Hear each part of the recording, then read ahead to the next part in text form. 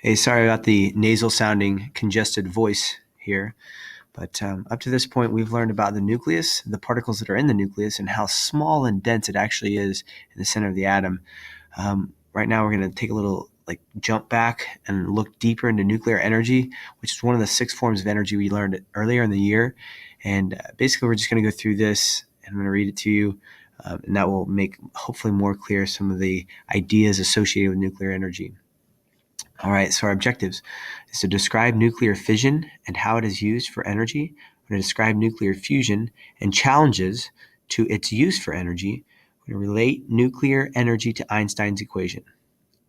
Nuclear energy is the energy released in nuclear reactions. 2 types of reactions that release huge amounts of energy are nuclear fission and nuclear fusion. Nuclear fission is the splitting of the nucleus of an atom into 2 smaller nuclei. This type of reaction releases a great deal of energy from a very small amount of matter. For example, nuclear fission of a tiny pellet of uranium-235, like the one pictured below, can release as much energy as burning 1,000 kilograms of coal. That's a lot. That little tiny piece is the equivalent of burning 1,000 kilograms of coal. Nuclear fission of uranium-235 can be represented by this equation. As shown in the figure below, the reaction begins when a nucleus of uranium-235 absorbs a neutron. This can happen naturally or when a neutron is deliberately crashed into a uranium nucleus in a nuclear power plant.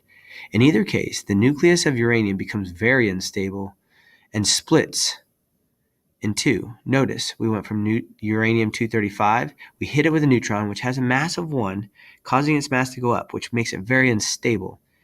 So in this example, it's going to split here, it forms krypton-92 and barium-141.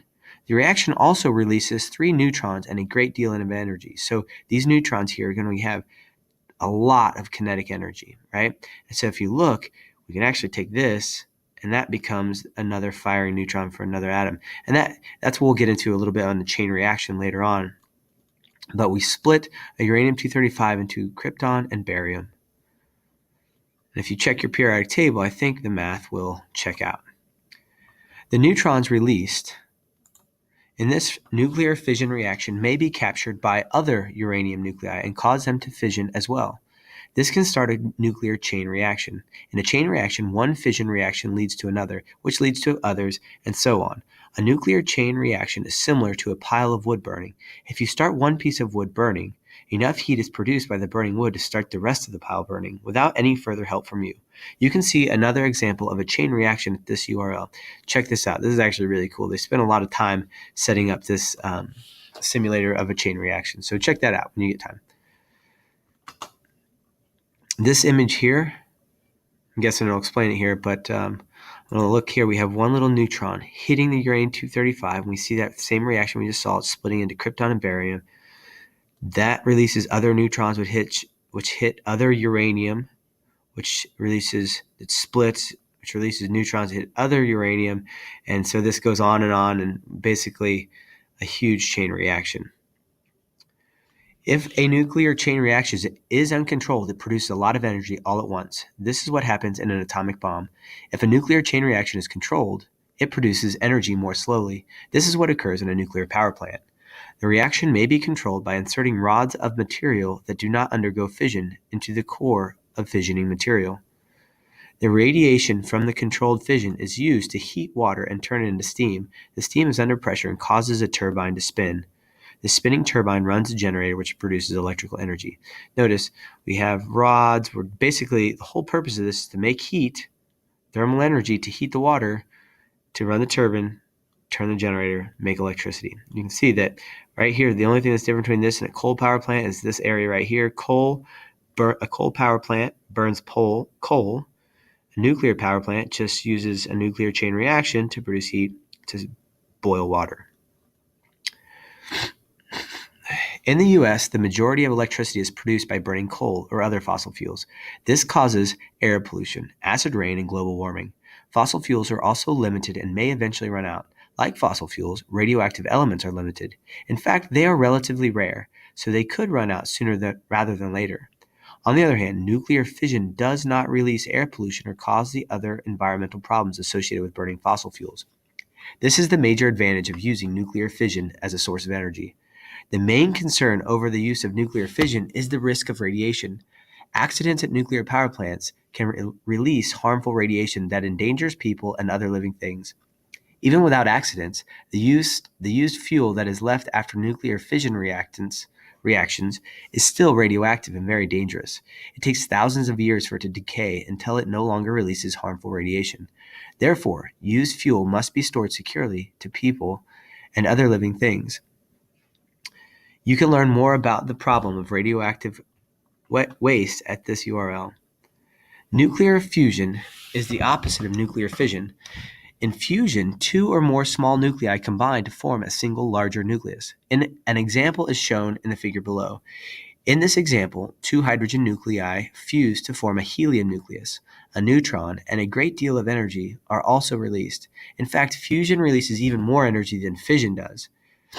In this nuclear fusion reaction, two nuclei of hydrogen isotopes, tritium and deuterium, fuse together. They form a helium nucleus, a neutron, and energy. So we can see hydrogen coming together, fusing, neutrons kicked out, we have helium, right? 2 protons, 2 neutrons. Atomic mass is 4. Nuclear fusion of hydrogen to form helium occurs naturally in the sun and other stars. Excuse me. It takes place only at extremely high temperatures.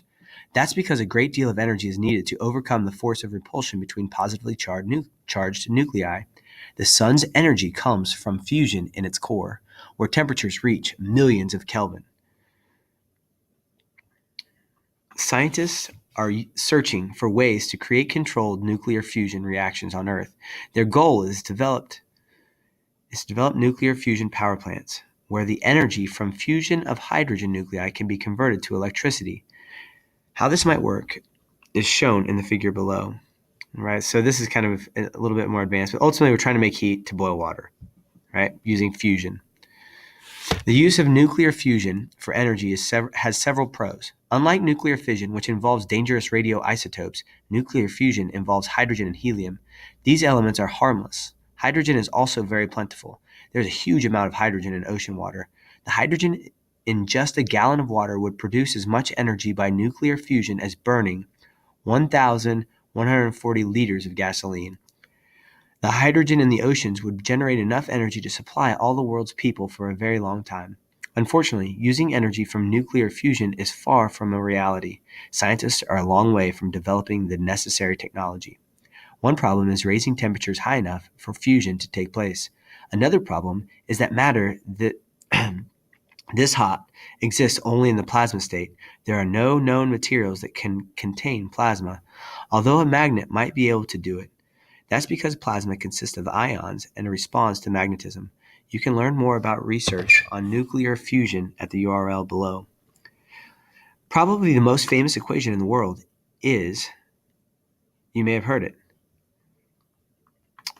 E equals mc squared. You may have seen it on a t-shirt or coffee mug. It's a simple equation that was derived in 1905 by the physicist Albert Einstein. Although the equation is simple, it is incredibly important. It changed how scientists view two of the most basic concepts in science, matter and energy. The equation shows that matter and energy are two forms of the same thing. It also shows how matter and energy are related. In addition, Einstein's equation explains why nuclear fission and nuclear fusion produce so much energy. You can listen to a recording of Einstein explaining his famous equation at this URL. In Einstein's equation, the variables stand for energy and the variable stands for mass. E stands for energy, m stands for mass. In the equation, c is a constant. It stands for the speed of light. The speed of light of 3,000 kilometers or 186 miles per second, so it is a very big number. No matter what units are used to measure, Einstein's equation it means that the energy in a given amount of matter is equal to its mass times the square of the speed of light. That's a huge amount of energy from even a tiny amount of mass. Suppose, for example, that you have 1 gram of matter. That's about the mass of a paperclip. Multiplying that mass by the square of the speed of light yields enough energy to power 3,600 homes for a year. That wraps it up.